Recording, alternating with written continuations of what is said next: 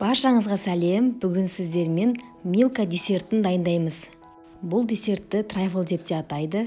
Жасалу жолы өте оңай, алдамы өте нәзік, керемет. Менімен бірге болыңыздар. Жұмыртқа мен шекерді миксермен жақсылап араластырамыз.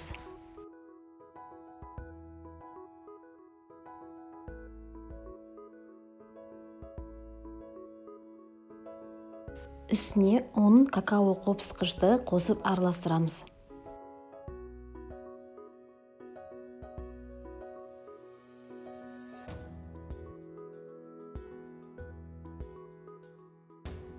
Кез келген формаға пергамент қағазын төсеп, жайғастырамыз.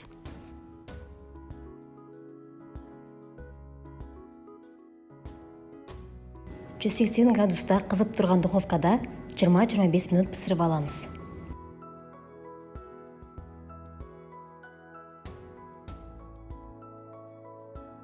Толық піскенін ағашпен тексеріп аламыз. Дайын бисквитті суығанша күтеміз. Кремін дайындаймыз. Творожный сыр, кілегей және қант ұнтағын қосып, жақсылап миксерлейміз. Бисквитіміз суды, енді оны пергамент қағазынан босатып, екіге бөлеміз. Бұл бисквиттен 2 трайфл шығады. Трайфлды жинау үшін бізге осындай қағаздан қорап керек. Егер сіздерде ондай болмаса, кез келген басқа да ыдысқа жинауға болады. Бисквитіміздің жарты бөлігін қолмен майдалап бөліп, қорапқа саламыз. Бетіне жаңағы дайындаған креміміздің жартысын салып, видеодағыдай тегістеп шығамыз.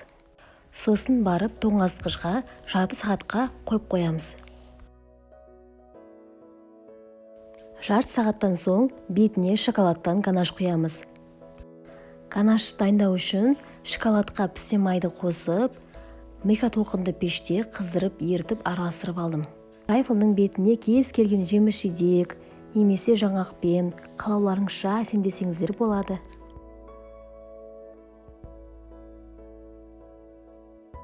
Міне біздің десертіміз дайын, дәмі өте нәзік, керемет, ауызда ериді.